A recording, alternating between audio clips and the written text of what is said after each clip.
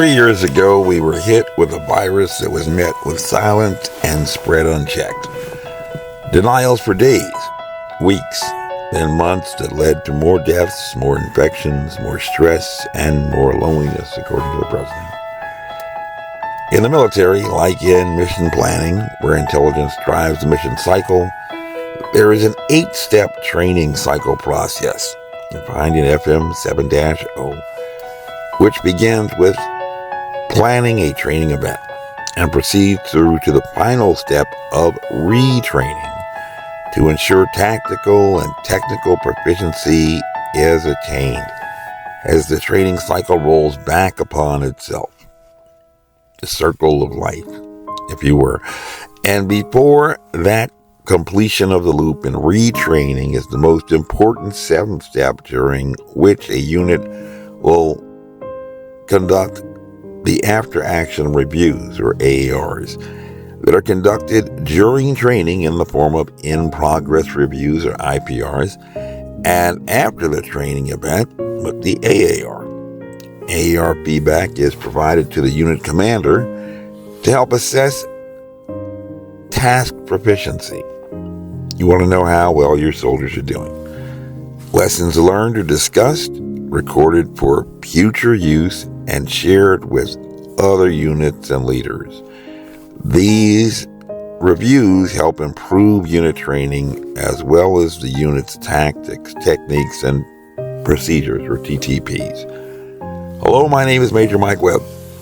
Almost 4 decades ago, in a prior life, even before beginning a military career, I had found myself neck deep in the world of finance and banking with a major New York City commercial bank, as many changes were going on in the banking world, moving into automated payments and ATMs and super regionals beginning to expand, eventually making the way for national banks.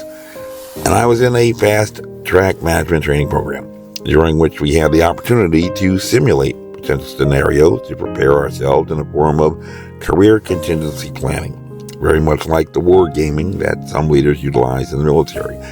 In addition to a genre unique to the professional development of officers that is referred to as a staff ride, in which the cadre of commissioned officers and sometimes senior NCOs will engage in a little mental time travel, or MTT, to return to a past battlefield to review the real-world conditions that other officers before them had encountered, to hopefully acquire some knowledge that may be useful later in their military careers.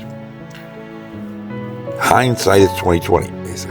And so for the next few minutes, we shall engage in a staff ride to return to the beginning of a battle against an invisible enemy.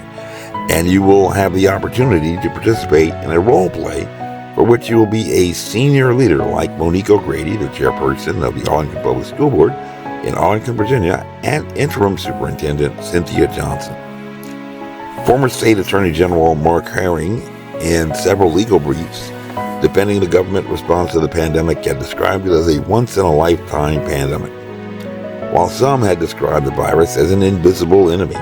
And the former Virginia Governor Ralph Northam, a former Army surgeon, had stated that he was fighting a biological war, all of which descriptions evoke certain emotions, but are not really specific and data-driven.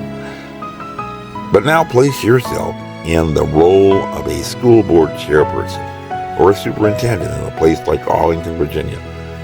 Population of about 234,000, responsible for the education of approximately 29,000 students, grades K through 12, and 434 employees, including teachers, administrators, and staff. As a member of the school board, although you only have a salary of around $22,000 and a part-time job, you also have your own job and a life apart from being an elected public official. While as a superintendent, you may earn as much as $250,000, have a secretary and staff, and perform the job of managing a public school district every day. The buck stops here. So going for the money, let's assume that you are the superintendent and a once-in-a-lifetime pandemic suddenly emerges. What would you do? Well, when conducting a military AAR, learning the lessons of the past, we would begin by reviewing the plan we had before we had encountered actions on the objective. But apparently, at least according to all accounts, this virus caught us with our pants down and continued to fool us again and again, at least according to all accounts. And nobody had ever foreseen the possibility that suddenly a pandemic might arise. Even though, believe it or not, they are actually quite cyclical. And since the Spanish flu pandemic of 1918 have occurred on average about once every 20 years, not quite a lifetime, but not making quite as much press as a virus that emerged in the vicinity of Wuhan, perhaps as early as mid-November 2019, and about which the world first became aware on December 31st, 2019, New Year's Eve. Incredible timing when public health officials in Beijing had sounded an alarm about a novel or a new coronavirus. And so, let's hit pause right here to consider what is our very first lesson just from this to avoid this from recurring in the future and to be prepared for the pandemic next time. Reproducibility of results and replicability of methods are the fundamental hallmarks of the scientific method. Things that happen in science tend to follow rules. But since we cannot cry over spilt milk, especially if you are the one that's in charge, when everyone is looking to you for an executive decision, you have the big salary, you have the corner office, and you have the staff, and a novel problem has just landed on your desk, entirely disrupting your daily routine, and maybe even causing you to cancel your lunch plans. What do you think would be a good next step to confront an entirely novel situation for which you had made absolutely no preparations? No problem. How about attempting to learn more about the problem? And this is why in the military decision-making process, or MDMP, as described in FM 6-0, one of the first steps is to attempt to determine all of the known facts to help you to develop as a leader a clearer picture of the threat or threat picture. Define the threat.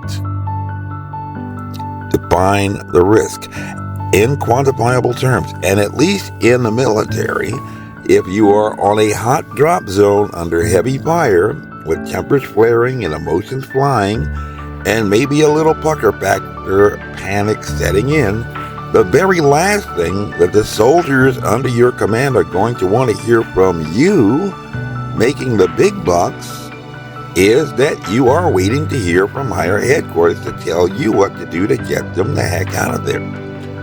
Because you have no idea. It's a reason why they call it leadership. That is why you are being paid as a leader and have been given the corner office to make those executive decisions, not just to make your car payment or mortgage payment. It's not exactly rocket science. If everything was running on automatic pilot, there would be no need to have you earning a fat paycheck and sitting in that large front office just to look pretty. Think about it. That's why they call you the boss. Let's pause right here to review what we have covered so far in this leadership development role-playing simulation to ensure that the training objectives have been accomplished.